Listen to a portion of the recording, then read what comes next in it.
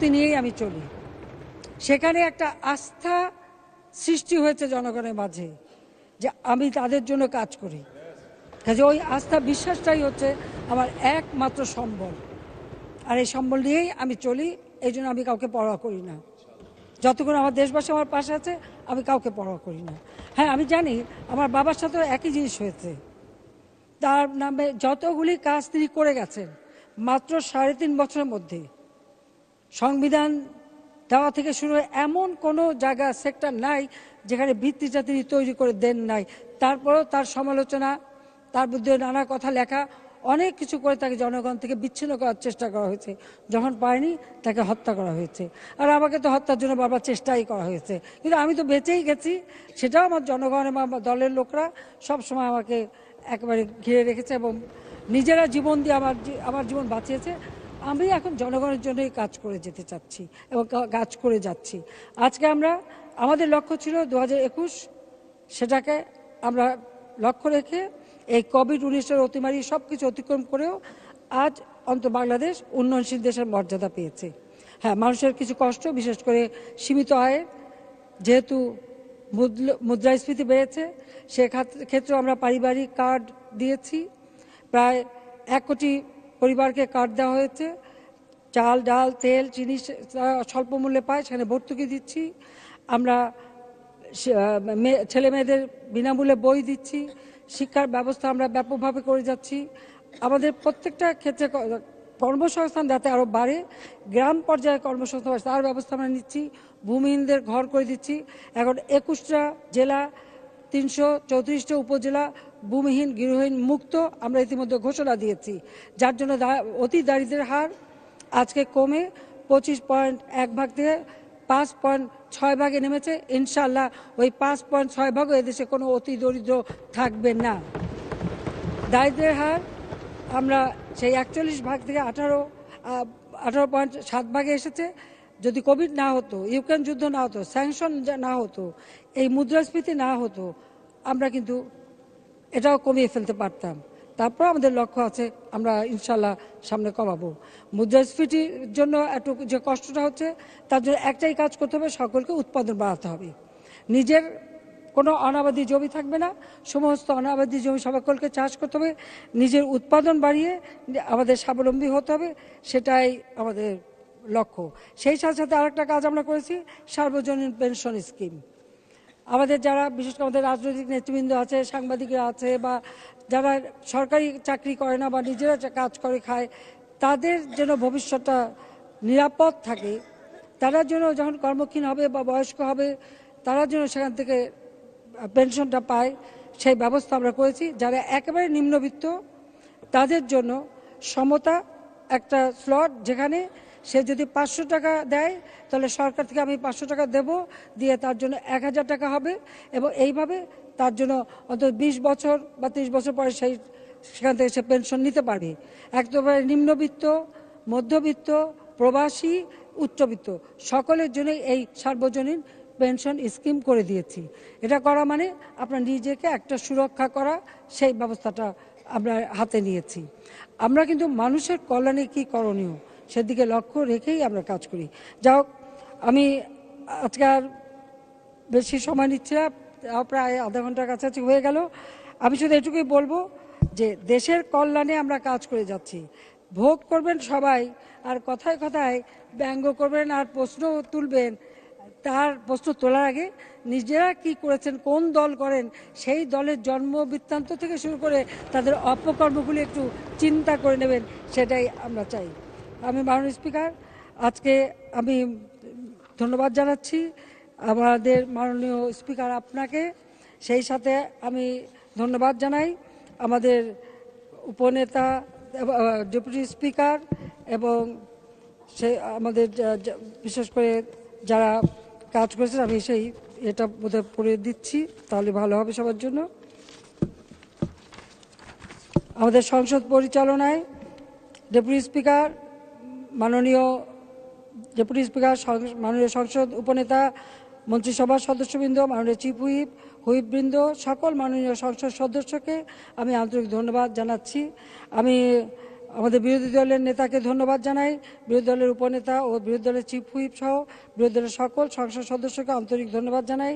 আমি ধন্যবাদ জানাচ্ছি সভাপতিমণ্ডলীর সদস্যকে, আন্তরিক ধন্যবাদ জানাই সংসদ সচিবালয়ের সিনিয়র সচিব সহ কর্মচারীবৃন্দ, সরকারের বিভিন্ন মন্ত্রণালয়, বিভাগ, দপ্তরের কর্মকর্তা কর্মচারীবৃন্দ এবং ডাক্তার, পুলিশ, ফায়ার সার্ভিস, গণপূর্ত, বিদ্যুৎ, টেলিফোন বিভাগ, নিরাপত্তা বাহিনী সহ সংশ্লিষ্ট সকল সেবাদানকারী প্রতিষ্ঠানের ব্যক্তিবর্গকে, জাতীয় দৈনিক পত্রিকা, বিভিন্ন সংবাদ সংস্থা, বাংলাদেশ বেতার, সংসদ বাংলাদেশ, বাংলাদেশ টেলিভিশন, সংসদ বাংলাদেশ টেলিভিশন, বাংলাদেশ টেলিভিশন এবং বেসরকারি টিভি চ্যানেল সহ সকল গণমাধ্যম, সাংবাদিক কর্মী, কর্মকর্তা, কর্মচারীবৃন্দ সকলকে আমার আন্তরিক ধন্যবাদ জানাচ্ছি। বেশি দূর না, আবার কয়েকদিন পরে আমাদের দেখা হবে, আমাদের বাজেট সেশন শুরু হবে। এবারে বাজেটও সুষ্ঠুভাবে আমরা দিতে পারবো, বাজেটও আমরা প্রণয়ন করছি। কাজেই আমি দেশবাসীর সেই সহযোগিতা চাই এবং এটুকু বলবো যে খরায় কষ্ট পেয়েছে সবাই রোদে, তবে জুন মাসে আবার গরম দেখা দিতে পারে। এখন বৃষ্টি হচ্ছে, বৃষ্টির পরে আবার রোদ হবে, আবার গরম হবে। সবাই নিজেকে সুরক্ষিত রাখবেন, সেটাই আমি আহ্বান করব। কারণ নিজেরটা নিজেরই করে নিতে হবে, যাতে এই রোদে যেন ক্ষতিগ্রস্ত না হয়। আর আমাদের মাননীয় সংসদ সদস্য সবাইকে আমি ধন্যবাদ জানাই, যার যার এলাকায় যে মানুষের পাশে দাঁড়াবেন, মানুষের জন্য কাজ করবেন। মাননীয় স্পিকার, আমি আপনাকে আন্তরিক ধন্যবাদ জানাচ্ছি এই সংসদ সুষ্ঠুভাবে পরিচালনার জন্য। সবাইকে ধন্যবাদ। জয় বাংলা, জয় বঙ্গবন্ধু, বাংলাদেশ ছেড়ে যাব। আবার দেখা হবে। ধন্যবাদ সংসদ নেতা, মাননীয় প্রধানমন্ত্রী, আপনাকে অসংখ্য ধন্যবাদ আপনার সমাপনী বক্তব্যের জন্য। মাননীয় সদস্যবৃন্দ, আমরা এখন সর্বকালের সর্বশ্রেষ্ঠ বাঙালি, স্বাধীন বাংলাদেশের মহান স্থপতি জাতির পিতা বঙ্গবন্ধু শেখ মুজিবুর রহমান কর্তৃক 30শে এপ্রিল 1972 তারিখে মে দিবস উপলক্ষে প্রদত্ত ভাষণটি শুনব। 17 মিনিট 57 সেকেন্ড, বাংলাদেশ বেতার থেকে সংগৃহীত।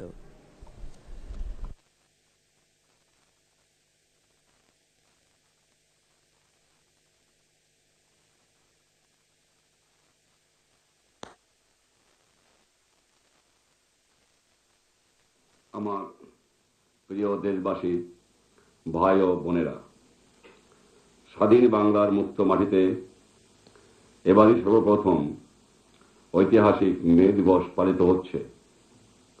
বাংলার মেহনতি মানুষ শৃঙ্খল মুক্ত পরিবেশে এই দিনটিকে শ্রদ্ধাভরে স্মরণ করার অধিকার অর্জন করেছে। এই জন্য দেশ ও জাতি আজ গর্বিত। মহান মে দিবস শ্রমজীবী মানুষের অধিকার আদায়ের এক জ্বলন্ত প্রতীক। সারা বিশ্বে শোষিত, বঞ্চিত, নিপীড়িত মানুষের জন্য আজকের এই দিনটি বিশেষ তাৎপর্যপূর্ণ। বাংলার মেহনতি মানুষ, বিশেষ করে শ্রমিক, কৃষক, ছাত্র, যুবক, যারা সাম্রাজ্যবাদী শোষণ, প্রতিক্রিয়াশীল চক্রের জুলুম ও ঔপনিবেশিক জালেমদের বিরুদ্ধে লড়াই করে স্বাধীনতা ইতিহাস লিখে গেলেন, তাদের ত্যাগ উত্তেজনার কথা বাংলাদেশের মানুষ কোনোদিন ভুলবে না। আর তারা আর কোনোদিন আমাদের কাছে কোনো দাবি দাওয়া নিয়ে আসবেন না। কিন্তু লাখো লাখো শহীদের নাম স্বর্ণাক্ষরে লেখা থাকবে এদেশের ইতিহাসে। যুগ যুগ ধরে বাংলাদেশের মানুষ দেশ গড়ার সংগ্রামে তাদের কাছ থেকে পাবে প্রেরণা। তাই আজকের এই মহান দিনে আমার দেশের শ্রমজীবী মানুষদেরকে আমি শোষণহীন বাংলাদেশ গড়ে তোলার জন্য বলিষ্ঠ ভূমিকায় নেমে আসার আহ্বান জানাচ্ছি। আমার প্রাণপ্রিয় দেশবাসী, আপনারা অতীতে বারবার আমার ডাকে সাড়া দিয়ে নির্ভীক সংগ্রামে ঝাঁপিয়ে পড়েছেন। আমার বিশ্বাস এবারও আপনারা আমার আহ্বানে মনে প্রাণে এগিয়ে আসবেন। অতীতে আমরা একটি মর্মান্তিক পুঁজিবাদী অর্থনৈতিক ব্যবস্থার নিকটে বাধা পড়ে গিয়েছিলাম। গুটিকয়েক সুবিধাবাদী ব্যক্তি ও গোষ্ঠী জাতীয় সম্পদ ও শ্রমজীবী মানুষের উৎপাদন নিজেদের কুক্ষত করে রেখেছিল। দেশ আজ স্বাধীন, সম্পদের মালিক আজ জনগণ। তাই কোন শ্রেণী বিশেষের ভোগ লালসার জন্য এই লোক চৈতন্য করার নিমিত্ত এই সম্পদকে অপচয় করতে দেওয়া হবে না। আমাদের লক্ষ্য হচ্ছে সমাজতন্ত্র কায়েম করা। এই ব্যবস্থায় দেশের সমুদায় উৎপাদিত ও প্রাকৃতিক সম্পদ কৃষক, শ্রমিক ও সর্বশ্রী মানুষের মধ্যে সুষমভাবে বন্টন করা হবে। যদিও বাধা অনেক, সমস্যার শেষ নাই, তবু লক্ষ্য অর্জনের জন্য আমাদের এগিয়ে যেতেই হবে। আমার প্রিয় দেশবাসী, আপনারা জানেন আমাদের বর্তমান জাতীয় উৎপাদন 7.5 কোটি দরিদ্র পীড়িত মানুষের ন্যূনতম চাহিদা মেটানোর জন্য পর্যাপ্ত নয়। শত শত বছর ধরে আমরা একটা নিকৃষ্ট পরিবেশ ও বিদেশিদের বাধা হিসেবে লুণ্ঠিত হয়েছি। বিদেশিরা দেশের অর্থনীতিকে জনগণের প্রয়োজন উপযোগী করে গড়ে তোলেননি। এরপরে এই আর বর্বর সৈন্যরা আমাদের অর্থনৈতিক কাঠামোকে সম্পূর্ণরূপে ধ্বংস করে দিয়ে গেছে। গণপ্রজাতন্ত্রী বাংলাদেশ সরকার এক ভয়াবহ পরিস্থিতির মধ্যে দেশের অর্থনীতিকে পুনর্গঠনের কাজে হাত দিয়েছে। আমরা সমাজতান্ত্রিক অর্থনীতি গোড়াপত্তন করেছি। পাশাপাশি দুঃখী জনগণের অভাব মোচন ও দুর্দশা লাঘবের জন্য আমাদের সাধ্যমতো আশু সাহায্যের ব্যবস্থা করতে হবে। সুদসহ কৃষকদের সমস্ত বকেয়া খাজনা ও 25 বিঘা পর্যন্ত জমির কর চিরদিনের জন্য বিলোপ করা হয়েছে। লবণ উৎপাদককে আর আবগারি শুল্ক দিতে হবে না। নির্যাতনমূলক ইজারাদারি প্রথা বিলুপ্ত হয়ে করা হয়েছে। সরকার প্রায় 16 কোটি টাকার টেস্ট রিলিফ জনগণের মধ্যে বিতরণ করেছে। দরিদ্র চাষীদের 10 কোটি টাকার তাগামী ঋণ, 1,90,000 টন সার, 2 লাখ মন বীজ দান দেওয়া হয়েছে। সমবায়ের মাধ্যমে 4 কোটি টাকা বিতরণ করা হবে। যুদ্ধ বিধ্বস্ত স্কুল ঘর পুনর্নির্মাণ, ছাত্র শিক্ষকদের সাহায্যের জন্য প্রায় 10 কোটি টাকা শিক্ষা প্রতিষ্ঠানগুলিকে দেওয়ার ব্যবস্থা করা হয়েছে। মুক্তি সংগ্রামের সময় ক্ষতিগ্রস্ত 287টি রেল সেতুর মধ্যে 262টি এবং 274টি সড়ক সেতুর মধ্যে 170টির মেরামত কাজ ইতিমধ্যে শেষ করা হয়েছে। বাকিগুলোর কাজ বর্ষার আগে শেষ করার জন্য আমাদের ইঞ্জিনিয়াররা অবিরাম পরিশ্রম করে চলেছেন। স্বাধীনতার প্রাক্কালে ব্যাংক, বীমা ও শিল্প ব্যবসায়ে চরম অরাজকতা বিরাজ করছিল। কলকারখানা উৎপাদন প্রায় থেমে গিয়েছিল। দক্ষ পরিচালকের অভাব, খুচরা যন্ত্রপাতি, কাঁচামাল এবং ওয়ার্কিং ক্যাপিটালের টানাটানি শিল্প জীবনে নিশ্চলতা এনে দিয়েছিল। শূন্য হাতে সরকার, ব্যাংক, বীমা ও পুঁজিবিনিয়োগ সংস্থা শিল্প কারখানাগুলোকে সক্রিয় করার দায়িত্ব গ্রহণ করেছে। এই পরিস্থিতিতে আমরা বিধ্বস্ত অর্থনীতিকে সমাজতান্ত্রিক ভিত্তিতে গড়ে তোলার সিদ্ধান্ত নিয়েছি। অতীতে কতিপয় সুবিধাভোগী দেশের সমুদয় সম্পদের সিংহভাগ ভোগ করত। বর্তমান ব্যবস্থার চূড়ান্ত পর্যায়ে কৃষক, শ্রমিক, দরিদ্র, বঞ্চিত লোকেরা উপকৃত হবেনি। এই জন্যই সরকারের উপর অত্যন্ত গুরুভার দায় সত্ত্বেও আমরা চলতি বছরের 24 মাস আমাদের অর্থনৈতিক কতিপয় গুরুত্বপূর্ণ অঙ্গ যেমন ব্যাংক, বীমা, সমগ্র পাট, বস্ত্র, চিনি শিল্প, আভ্যন্তরীণ পরিবহন, বৈদেশিক বাণিজ্য সহ শিল্প কারখানার একটা বিরাট অংশ জাতীয়করণ করেছি। পুরাতন পুঁজিবাদী পদ্ধতির স্থলে সমাজতান্ত্রিক পদ্ধতি কায়েমের পথে এটা একটা সুস্পষ্ট দুঃসাহসিক পদক্ষেপ। নির্দিষ্ট লক্ষ্য নিয়ে আমরা এগিয়ে চলেছি। সমাজতান্ত্রিক অর্থনীতি পুরোপুরিভাবে গড়ে তোলার কাজ আমাদের সামনে পড়ে রয়েছে। এখানেই শ্রমজীবীদের গুরুত্বপূর্ণ ভূমিকা পালন করতে হবে। এই নয়া অর্থনীতি ব্যবস্থা কায়েম শ্রমিকদের বিশেষ ভূমিকা পালন করতে হলে তাদের বৈপ্লবিক দৃষ্টিভঙ্গি গ্রহণ করতে হবে। আমরা এখন আর পুঁজিপতি প্রভুদের ভোগের জন্য সম্পদ উৎপাদন করতে যাচ্ছি না। এখন যা উৎপাদন হবে তা শ্রমিক, কৃষক এবং বাংলাদেশের সব মানুষের কল্যাণে লাগবে। সমাজতন্ত্রের শত্রুরা এই লক্ষ্য অর্জনের বাধা এবং জাতীয়করণ কর্মসূচির সাফল্যের পথে অন্তরায় সৃষ্টি করতে চায়। শ্রমিকরা সরকারের সঙ্গে একযোগে কাজ করে সমাজতন্ত্রের শত্রুদের ধ্বংস করতে পারেন, কিন্তু এটা করতে হলে পুঁজিবাদী অর্থনৈতিক ব্যবস্থা শ্রমিকরা যে ভূমিকা পালন করেছেন সে দৃষ্টিভঙ্গি ও আচরণের আমূল পরিবর্তন আনতে হবে। তার অবশ্যই উৎপাদনের বৃদ্ধি করতে হবে, সম্পদকে রক্ষা করতে হবে। মনে রাখতে হবে যে শিল্পোৎপাদনের সুফল সমাজের সকল শ্রেণীর মানুষ, বিশেষ করে সংখ্যাগরিষ্ঠ চাষী ভাইদের ভোগ করতে দিতে হবে। সুতরাং জাতীয় স্বার্থের প্রতিকূল দাবি দেওয়া পেশের মনোভাব ত্যাগ করা দরকার। এক কথায় সমাজতান্ত্রিক শৃঙ্খলা ছাড়া সমাজতান্ত্রিক অর্থনীতি কায়েম করা সম্ভব নয়। বন্ধুগণ, শ্রমিকরা যাতে রাষ্ট্রত্ব শিল্পের পরিচালনায় সক্রিয়ভাবে অংশগ্রহণ করতে পারেন সেজন্য আমি ইতিমধ্যেই শ্রমিকদের সাথে শিল্প কারখানা পরিচালনায় শ্রমিকদের অংশগ্রহণের ব্যাপারে একটা স্কিম প্রণয়নের প্রয়োজন সম্পর্কে আরো আলোচনা করেছি। নূতন ভূমিকা পালনের জন্য শ্রমিকদের যেমন তাদের দৃষ্টিভঙ্গি পাল্টাতে হচ্ছে, তেমনি সরকারি প্রশাসনতন্ত্রকে নূতন করে ঢেলে সাজানো দরকার। সমাজতান্ত্রিক সমাজের প্রয়োজনীয়তা মেটানোর জন্য সরকারি কর্মচারীদের দৃষ্টিভঙ্গির মৌলিক পরিবর্তনের প্রয়োজন রয়েছে। সরকারি উচ্চ ও নিম্ন বেতনভোগী কর্মচারীদের বেতনের ক্ষেত্রে যে বিরাট ব্যবধান ছিল তা কমিয়ে আনার জন্য বেতন কাঠামোর পুনর্বিন্যাস করার উদ্দেশ্যে একটি জাতীয় বেতন কমিশন গঠন করার সিদ্ধান্ত গ্রহণ করা হয়েছে।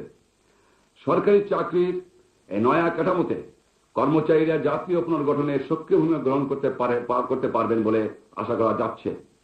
গত কয়েক মাসে জনসাধারণ যে সাহস ও ধৈর্যের পরিচয় দিয়েছেন, সেজন্য আমি তাদের অভিনন্দন জানাচ্ছি।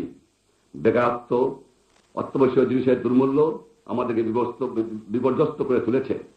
আমি আপনাদের আশ্বাস দিতে পারি যে আমরা জনসাধারণের দুঃখ সম্পর্কে সম্পূর্ণ সজাগ রয়েছি।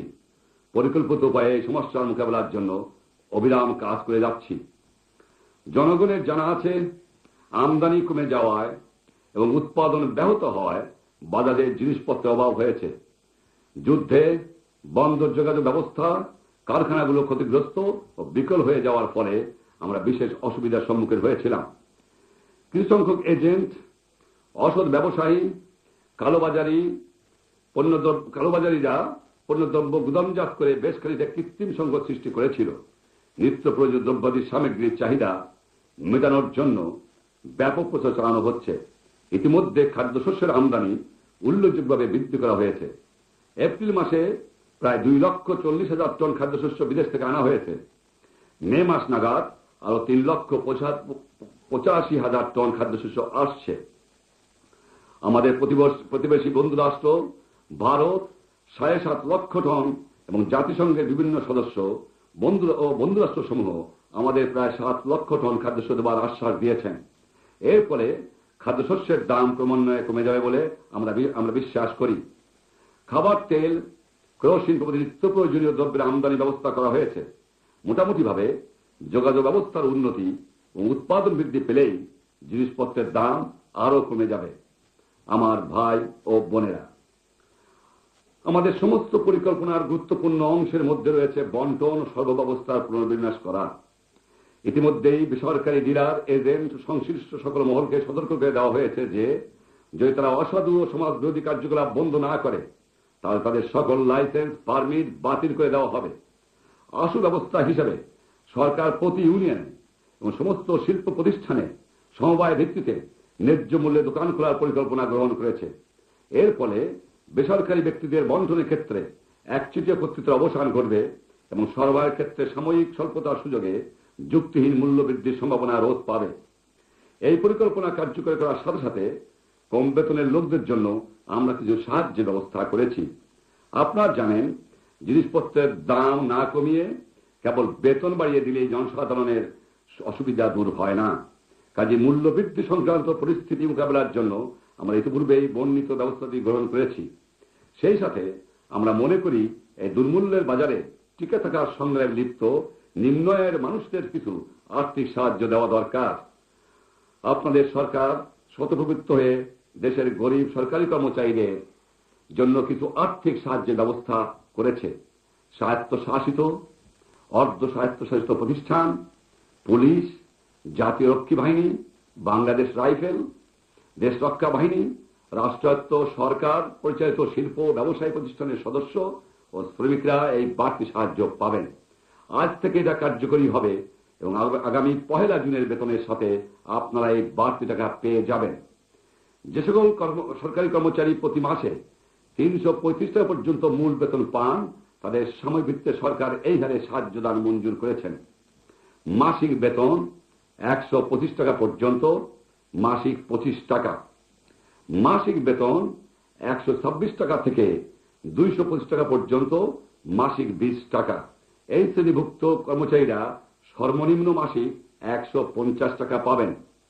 মাসিক বেতন 226 টাকা হতে 325 টাকা পর্যন্ত মাসিক 15 টাকা। এই শ্রেণীভুক্ত কর্মচারীরা সর্বনিম্ন 245 টাকা পাবেন। যে সকল কর্মচারীরা মাসিক 349 টাকা পর্যন্ত বেতন পান, তাদের জন্য মার্জিনাল অ্যাডজাস্টমেন্ট করা হবে। যে সকল বেসামরিক কর্মচারী প্রতিরক্ষা বরাদ্দ হতে বেতন পান, যারা ওয়ার্ক চার্জ এবং কন্টিজেন্টাল কর্মচারী তাদের বেলায় এই আদেশ প্রযোজ্য হবে।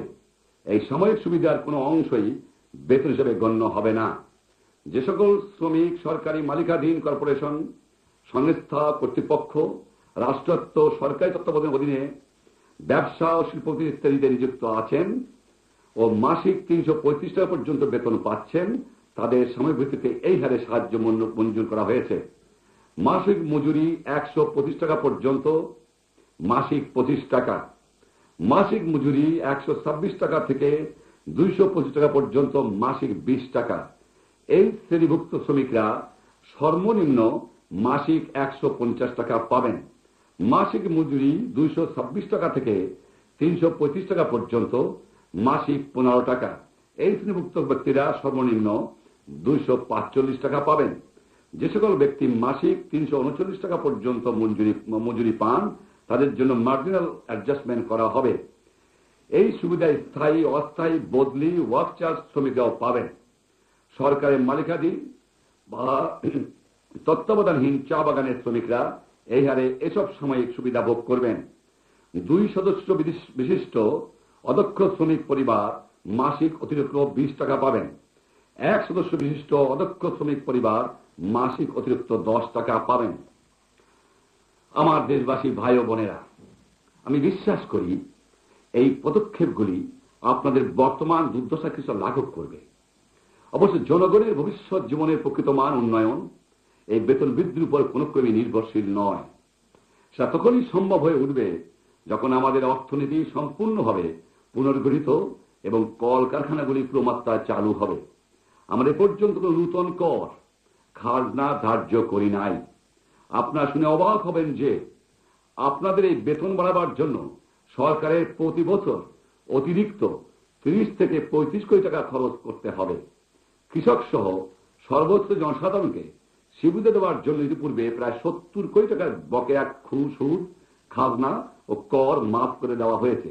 উৎপাদন বৃদ্ধি করে আমরা এই ঘাটতি পূরণ করতে পারি। আমার গরিব শ্রমিক ভাই ও বোনেরা, আপনারা সমাজতান্ত্রিক অর্থনীতি কায়েমের উপযোগী সক্রিয় ভূমিকা গ্রহণ করুন। আপনাদের পরিশ্রম করতে হবে, উৎপাদনের লক্ষ্য অর্জন করতে হবে। দেশের সম্পদ বাড়িয়ে আমরা জীবনযাত্রা প্রকৃত মান উন্নয়ন করতে সক্ষম হব। আজকের এই মে দিবসে আসুন আমরা এই শপথ গ্রহণ করি যে সমাজতান্ত্রিক অর্থনীতি গড়ে তোলার জন্য আমরা অবিরাম সংগ্রাম করে যাব। এদেশের চাষি, তাঁতি, কুমার, কামার, শ্রমিক ও মজলুম জনতার জীবনে সুখ ও সমৃদ্ধি ফিরিয়ে আনার জন্য আমরা কাজ করব। আমার পার্টির সহকর্মীগণ এবং সরকার এভাবে সম্পূর্ণ সজাগ যে দুঃখের মধ্যে দিয়ে আপনাদের দিন কাটছে। ঘরে খাবার নাই, পরনে কাপড় নেই, মাথা গোনবার জন্য নেই কতটুকু ঠাই। এই আর বর্বর সেনাবাহিনী নিষ্ঠুর ধ্বংসলীলা আপনাদের সব কিছু নষ্ট করে দিয়ে গেছে। তবে আপনারা সম্পূর্ণভাবে আশ্বস্ত থাকতে পারেন যে বিধ্বস্ত বাংলাদেশকে পুনর্গঠনের জন্য জনগণের সাহায্য সহযোগিতা নিয়ে আমরা সর্বশক্তি নিয়োগ করিব। ইতিমধ্যে কিছু সংখ্যক বিদেশি এজেন্ট ও দুষ্কৃতকারী স্বার্থান্বেষী মহল মানুষের দুঃখদশার সুযোগ নিয়ে মাঠে নামার চেষ্টা করছে। এই দৈত্যের কার্যকলাপ আপনারা জানেন। আমার অনুরোধ, আপনারা এই সাম্রাজ্যবাদী দালালদের সম্পর্কে সতর্ক থাকবেন। কিছু কিছু দুষ্কৃতকারী জায়গায় জায়গায় শান্তি শৃঙ্খলা নষ্ট করার জন্য চেষ্টা করছে। আপনাদের উপর কঠোর দৃষ্টি রাখবেন। সরকার তাদের বিরুদ্ধে প্রয়োজনীয় ব্যবস্থা গ্রহণ করবে। ভাইয়েরা আমার, আমি আপনাদের মিথ্যা প্রতিশ্রুতি দেব না। আপনারা জানেন আমি একবার কোন অঙ্গীকার করলে নিজের প্রাণের বিনিময়ে হলেও সেটা পালন করতে চেষ্টা করি। আমি বিগত দিনে যে সমস্ত সকল প্রতিশ্রুতি দিয়েছিলাম সেগুলি পালনের চেষ্টা করেছি, কিন্তু আমি আলাউদ্দিনের আশ্চর্য প্রতিভাতে নিয়ে সরকারের দায়িত্বভার গ্রহণ করিনি যে রাতারাতি সবকিছু ঠিকঠাক করে দেব। সমৃদ্ধির পথে কোন সংক্ষিপ্ত রাস্তা নাই। শতাব্দী শোষণের পুঞ্জীভূত সমস্যা আমাদের সামনে জড়ো হয়ে রয়েছে। এগুলোর সমাধানের উদ্দেশ্যে কঠোর পরিশ্রম ও আত্মত্যাগের জন্য প্রস্তুত থাকতে হবে। তাহলেই আমরা আমাদের স্বপ্নের সোনার বাংলা গড়ার ভিত্তি গড়ে যেতে পারব। আমাদের ভবিষ্যৎ বংশধারা শান্তি ও সমৃদ্ধির মধ্যে সেখানে বসবাস করতে পারবে। খোদা আমাদের সহায় আছেন। জয় বাংলা।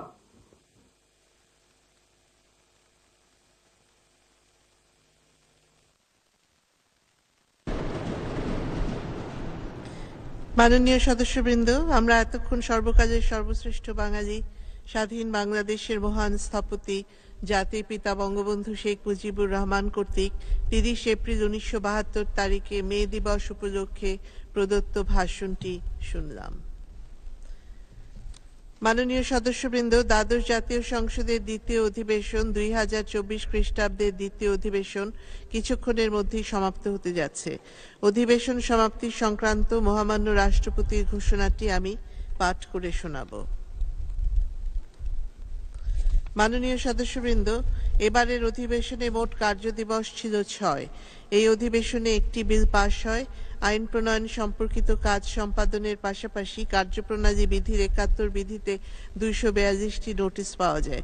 নোটিশগুলো হতে 6টি নোটিশ গৃহীত হয়েছে এবং গৃহীত নোটিশের মধ্যে 4টি নোটিশ সংসদের বৈঠকে আলোচিত হয়েছে। মাননীয় প্রধানমন্ত্রীর উত্তরদানের জন্য সর্বমোট 38টি প্রশ্ন পাওয়া যায়, তার মধ্যে তিনি 15টি প্রশ্নের উত্তর দিয়েছেন। বিভিন্ন মন্ত্রণালয়ের মাননীয় মন্ত্রীদের উত্তরদানের জন্য প্রাপ্ত মোট 902টি প্রশ্নের মধ্যে মাননীয় মন্ত্রীগণ 364 প্রশ্নের জবাব দিয়েছেন। মাননীয় সদস্যবৃন্দ, সংসদ অধিবেশন পরিচালনায় আমাকে সহযোগিতা করার জন্য আমি আপনাদের সবাইকে আন্তরিক ধন্যবাদ ও কৃতজ্ঞতা জানাই। আমি আন্তরিক ধন্যবাদ ও কৃতজ্ঞতা জানাই মাননীয় সংসদ নেতা ও প্রধানমন্ত্রীকে, যিনি সার্বক্ষণিক আমাকে সংসদ পরিচালনায় সহযোগিতা প্রদান করেছেন। আমি সংসদ উপনেতা, মন্ত্রিসভার মাননীয় সদস্যবৃন্দ, চিফ হুইপ বৃন্দ এবং সকল মাননীয় সংসদ সদস্যগণের প্রতি আন্তরিক ধন্যবাদ প্রকাশ করছি। আমি মাননীয় বিরোধী দলের নেতার প্রতিও সংসদ কার্যক্রমে সহযোগিতার জন্য আন্তরিক কৃতজ্ঞতা জানাচ্ছি। আমার সহকর্মী মাননীয় ডেপুটি স্পিকার ও সভাপতি মণ্ডলীর সদস্যবৃন্দকে তাদের সহযোগিতা ও পরামর্শের জন্য কৃতজ্ঞতা জানাচ্ছি। আন্তরিক ধন্যবাদ জানাই সংসদ সচিবালয়ের কর্মকর্তা কর্মচারীবৃন্দ, সরকারের বিভিন্ন মন্ত্রণালয়, বিভাগ এবং সব দপ্তরের কর্মকর্তা কর্মচারীবৃন্দকে। আরও ধন্যবাদ জানাই পুলিশ, ফায়ার সার্ভিস, গণপূর্ত, বিদ্যুৎ ও টেলিফোন বিভাগ সহ সংশ্লিষ্ট সকল সেবা প্রদানকারী প্রতিষ্ঠানের ব্যক্তিবর্গকে। জাতীয় দৈনিক পত্রিকা, বাংলাদেশ বেতার, সংসদ বাংলাদেশ টেলিভিশন, বাংলাদেশ সংবাদ সংস্থা ও বেসরকারি টিভি চ্যানেল সহ দেশের সকল গণমাধ্যমের সাংবাদিক কর্মকর্তা ও কর্মচারীদের প্রতি জানাই আন্তরিক ধন্যবাদ। আমি আশা করছি আমরা খুব শীঘ্রই বাজেট অধিবেশনে আবার মিলিত হব ইনশাআল্লাহ। মাননীয় সদস্যবৃন্দ, দেশ ও জাতির অব্যাহত সুখ, শান্তি ও সমৃদ্ধি কামনা করে এবং আপনাদের প্রতি সশ্রদ্ধ অভিবাদন ও আন্তরিক শুভ কামনা জানিয়ে আমি অধিবেশনের সমাপ্তি সংক্রান্ত মহামান্য রাষ্ট্রপতির আদেশটি পাঠ করছি। গণপ্রজাতন্ত্রী বাংলাদেশের সংবিধানের 72 অনুচ্ছেদের 1 দফায় প্রদত্ত ক্ষমতা বলে আমি গণপ্রজাতন্ত্রী বাংলাদেশের রাষ্ট্রপতি মোহাম্মদ শাহাবুদ্দিন দ্বাদশ জাতীয় সংসদের চলতি দ্বিতীয় 2024 খ্রিস্টাব্দের দ্বিতীয় অধিবেশন 1431 বঙ্গাব্দের 26 বৈশাখ মোতাবেক 2024 খ্রিস্টাব্দের 9 মে রোজ বৃহস্পতিবার বৈঠক শেষে সমাপ্তি ঘোষণা করিতেছি। মোহাম্মদ শাহাবুদ্দিন, রাষ্ট্রপতি, গণপ্রজাতন্ত্রী বাংলাদেশ। আপনাদের সকলকে সহযোগিতার জন্য আন্তরিক ধন্যবাদ। আসসালামু আলাইকুম। বাংলাদেশ চিরজীবী হোক। জয় বাংলা।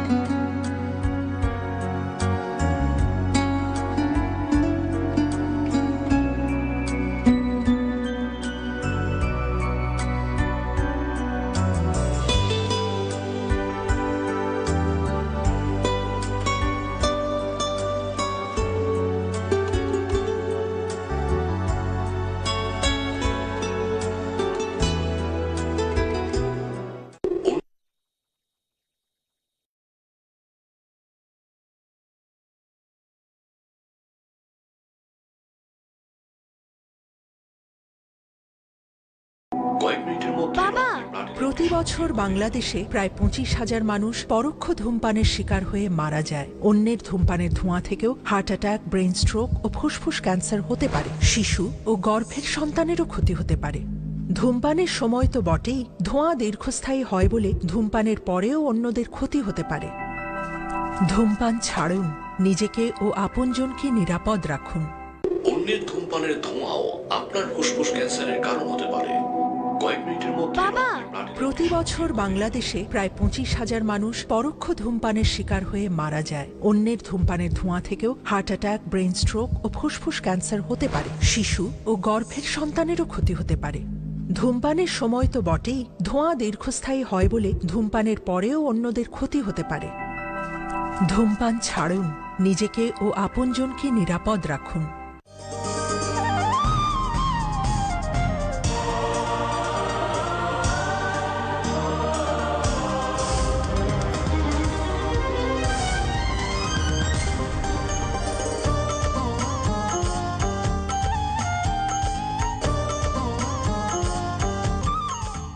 অন্যের ধূমপানের ধোঁয়াও আপনার ফুসফুস ক্যান্সারের কারণ হতে পারে। কয়েক মিনিটের মধ্যে প্রতি বছর বাংলাদেশে প্রায় 25,000 মানুষ পরোক্ষ ধূমপানের শিকার হয়ে মারা যায়। অন্যের ধূমপানের ধোঁয়া থেকেও হার্ট অ্যাটাক, ব্রেন স্ট্রোক ও ফুসফুস ক্যান্সার হতে পারে। শিশু ও গর্ভের সন্তানেরও ক্ষতি হতে পারে। ধূমপানের সময় তো বটেই, ধোঁয়া দীর্ঘস্থায়ী হয় বলে ধূমপানের পরেও অন্যদের ক্ষতি হতে পারে। ধূমপান ছাড়ুন, নিজেকে ও আপনজনকে নিরাপদ রাখুন। অন্যের ধূমপানের ধোঁয়াও আপনার ফুসফুস ক্যান্সারের কারণ হতে পারে। কয়েক মিনিটের মধ্যে প্রতি বছর বাংলাদেশে প্রায় 25,000 মানুষ পরোক্ষ ধূমপানের শিকার হয়ে মারা যায়। অন্যের ধূমপানের ধোঁয়া থেকেও হার্ট অ্যাটাক, ব্রেন স্ট্রোক ও ফুসফুস ক্যান্সার হতে পারে। শিশু ও গর্ভের সন্তানেরও ক্ষতি হতে পারে। ধূমপানের সময় তো বটেই, ধোঁয়া দীর্ঘস্থায়ী হয় বলে ধূমপানের পরেও অন্যদের ক্ষতি হতে পারে। ধূমপান ছাড়ুন, নিজেকে ও আপনজনকে নিরাপদ রাখুন। খাবার নিরাপদ রাখার 5টি উপায়: পরিষ্কার পরিচ্ছন্নতা বজায় রাখা, কাঁচা ও রান্না খাবার পৃথক রাখা, সঠিক তাপমাত্রায়